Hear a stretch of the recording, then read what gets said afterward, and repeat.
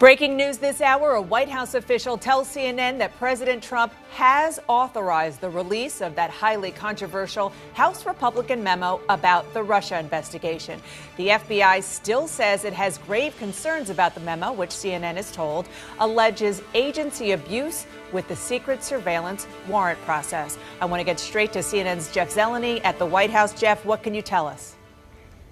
Dana, good afternoon. We do know that President Trump has indeed signed the order to declassify this House Republican memo that he has been studying and reading for the last several days. He just spoke about this a few moments ago in the Oval Office at the end of another event. We'll be hearing from that shortly, but he did talk about what he's been talking about for days now, what he believes the bias in the top ranks of the FBI against him. Of course, this all goes back to the Trump campaign, the beginnings of the Russia investigation. He is making the argument that the FBI was biased against him in their application for a FISA warrant, for a wiretapping warrant essentially here. So this House memo, again, a partisan document written by House Republicans, is going to be released later today. Word is being sent from here at the White House over to Capitol Hill and the Speaker's office to have that 3.5-page memo released that will go into at least some detail, again, from the perspective of supporters of the president here about that warrant. But, Dana, we should also point out there are no redactions to this memo.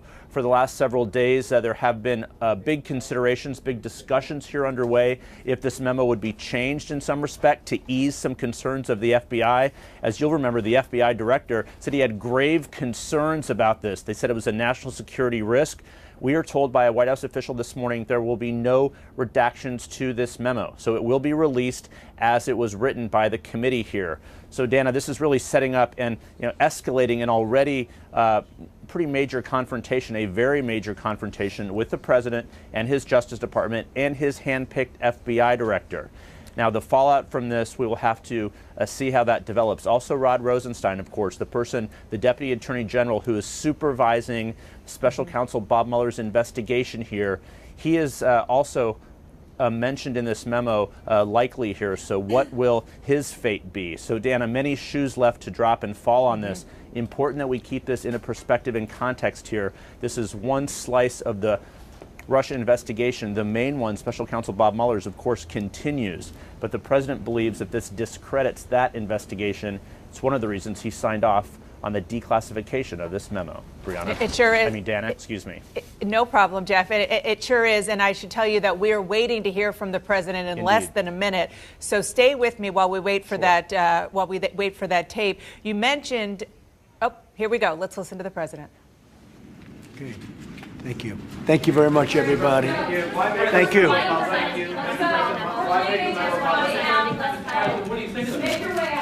I think it's terrible. You want to know the truth? I think it's a disgrace. What's going on in this country, I think it's a disgrace.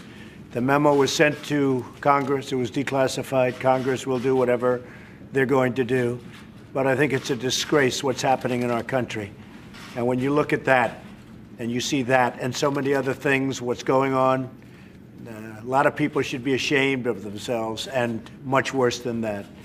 So I sent it over to Congress. They will do what they're going to do. Whatever they do is fine. It was declassified, and let's see what happens. But a lot of people should be ashamed. Thank you very much. Are you not concerned that the FBI doesn't want the memo out? Thank you very much. Does it make you more likely to fire Rosenstein? Do you still have confidence in him after reading the memo? You figure that one out. We haven't seen it yet, though. I don't think so. These are just great people that have suffered incredibly. There were many, many others like them that have suffered so much. And they were here, and I said, let's tell you a story very quickly. We have others in a different room, as I told you, that are really petrified to be here. Petrified. So it's tough stuff. It's tough stuff. President, do you believe there's more the United States can do to help North Korean defectors? Well, we're doing a lot. We've done more than, we have many administrations that should have acted on this a long time ago. When it wasn't at this kind of when we weren't in this kind of a position. You know, we ran out of road. You know the expression. The road really ended. They could have done it 12 years ago. They could have done it 20 years ago. They could have done it 4 years ago and 2 years ago. We have no road left. So we'll see what happens. But in the meantime, we'll get through the Olympics, and maybe something good can come out of the Olympics. Who knows? Thank you very much, everybody. Thank you. Do you still have confidence in the Rosenstein then? Thank you very much, everybody. I better not get involved. That was President Trump moments ago talking about the fact that he has formally, officially declassified this controversial House Republican Intelligence Committee memo, told that committee that they are free to release it to the public, which they have made clear they are going to do. And in fact, we are waiting.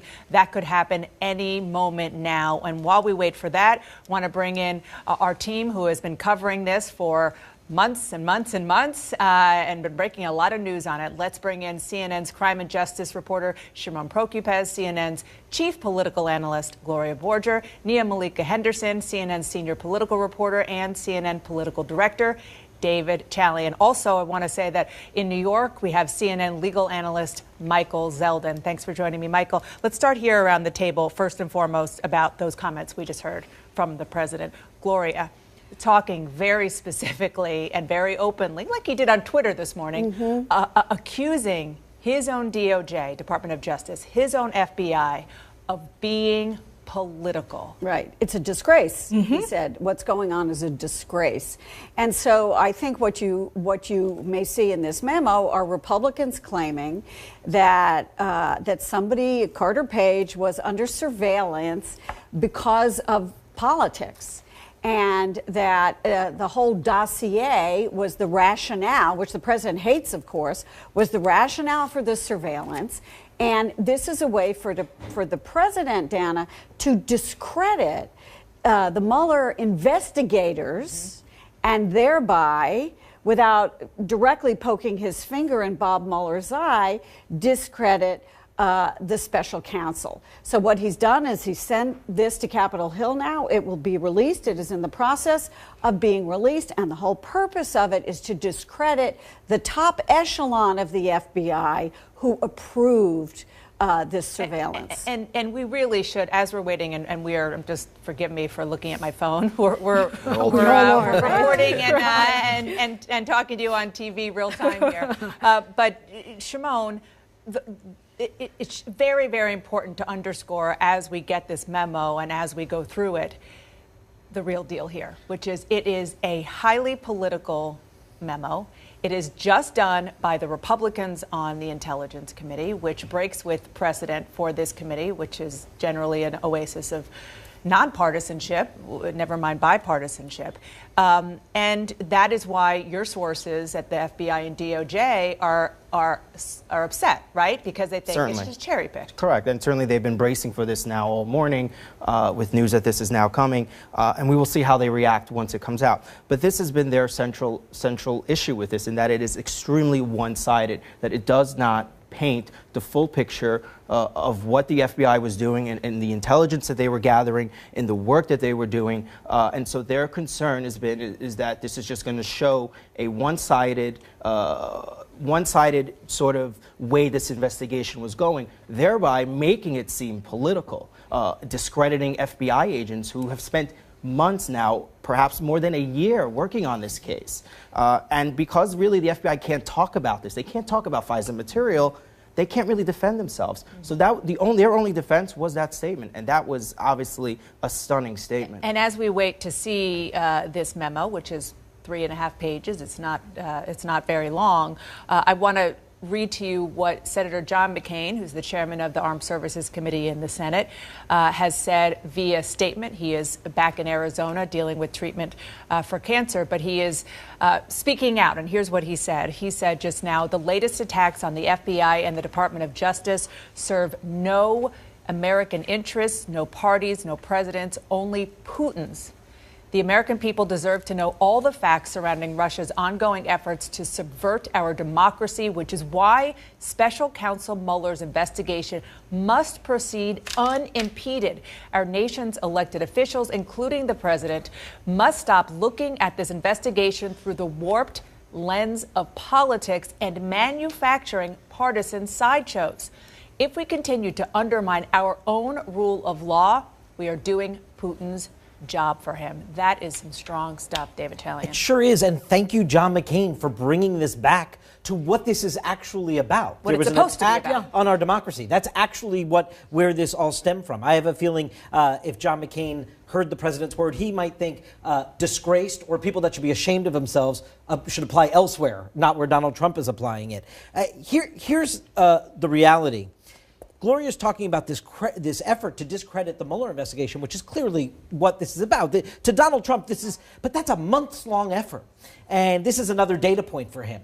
But what he is missing here is, to Shimon's point, the severity of what you do when you are saying to your law enforcement agencies that you should be ashamed of yourselves. This isn't just another data point, should not be just another data point in Donald Trump's efforts to discredit. And by the way, the months-long effort at discrediting the Mueller investigation is working. Yeah. It's working with Republicans. It's working to help muddy the waters as Donald Trump wants to. It puts everything in the Russia realm into this partisan lens that John McCain is arguing it should be in. Mueller? Well, no. Right, you're talking about politics. I'm just talking about the politics.